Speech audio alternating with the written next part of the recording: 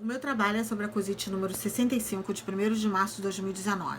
Ela tratou sobre um questionamento de uma empresa que estava sob o regime do lucro real, aderiu ao parcelamento com suas dívidas tributárias, sofreu redução de encargos e questionou a incidência de tributação sobre esses valores reduzidos. A consulente entrou com um pedido de consulta acerca da incidência do imposto de renda da pessoa jurídica, da contribuição social sobre o lucro líquido, da contribuição de PIS e COFINS sobre o valor dos juros e multas reduzidos em virtude da adesão ao Programa Especial de Regularização Tributária, conhecido como PERT. O PERT, previsto na Lei 13.496 de 2017, não tratou acerca da incidência ou não dos tributos sobre valores reduzidos da dívida original do contribuinte. Este fato abriu brecha para a cobrança. A consulente fez 5 perguntas ao fisco. A primeira delas foi direto ao questionar se a redução de multas e juros seria receita passiva de tributação de imposto de renda, CSLL, PIS e, finalmente, COFINS. Na segunda questão, aborda o tema sob a perspectiva do acréscimo patrimonial e pergunta se caberia imposto de renda e CSLL sobre o valor, uma vez que o rompimento do parcelamento traria de volta os valores reduzidos. Na mesma linha de raciocínio, vem a terceira pergunta, só que levando em consideração a disponibilidade jurídico-econômica desses valores para a incidência de imposto de renda e CSLL.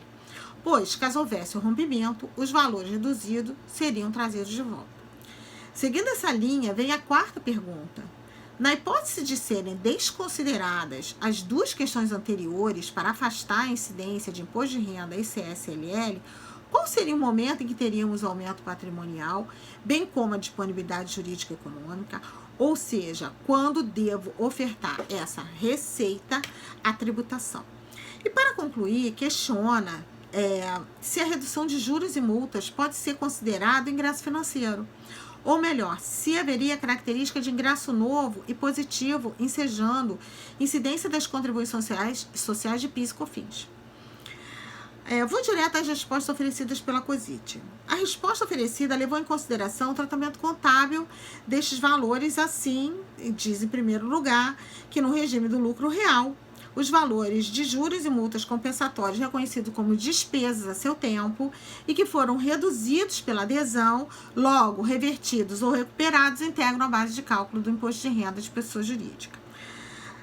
No segundo momento, ela diz que na apuração dos resultados do exercício, os valores de juros e multas compensatórios reconhecidos como despesas a seu tempo e que foram reduzidos pela adesão, logo revertidos ou recuperados, integram a base de cálculo da CSLL. Finalmente, no que diz respeito ao PIS e a COFINS, no regime não cumulativo, os valores de juros e moras e multa compensatória compõem a base de cálculo. Em resposta ao momento temporal, ela diz que é o dia da adesão ao PERT. A partir do momento da adesão ao PERT, a Receita considera que o contribuinte obteve a redução de juros e multas compensatórios que são reconhecidos como despesas.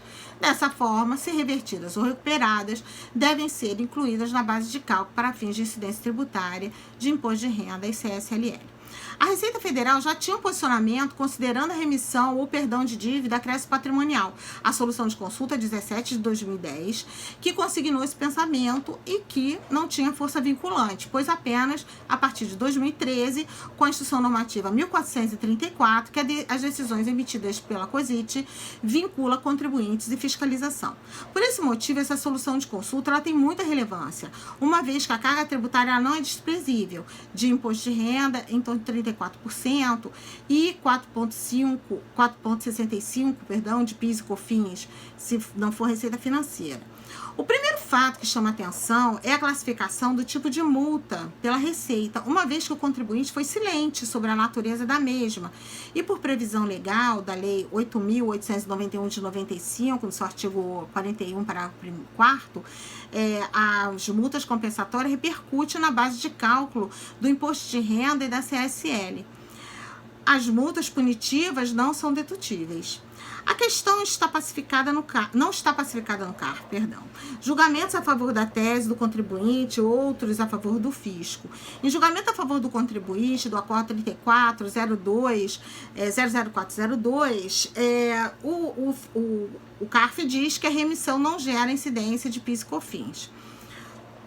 Interfere nessa questão um recente julgamento do recurso extraordinário 574.706, que trata da exclusão do ICMS da base de cálculo do PIS e da COFINS, e que considerou que receita bruta é ingresso financeiro que se incorpora ao patrimônio do contribuinte na condição de elemento novo e positivo, sendo irrelevante sua denominação ou classificação contábil.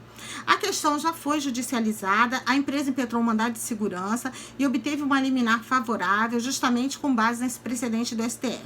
O juiz considerou que remissão de dívida não é receita para fins tributários, sendo diferente de ingresso financeiro, ou seja, patrimônio novo e positivo.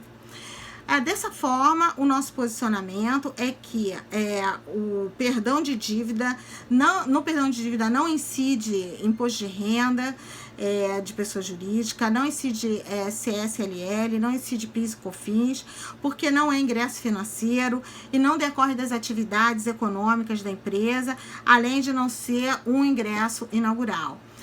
Para melhor entendimento, eu vou colocar 2 organogramas, um que coloca qual a posição da Receita e outro que coloca qual é o meu posicionamento em favor do contribuinte, para que vocês possam compreender um pouco melhor essa COSIT. Muito obrigada.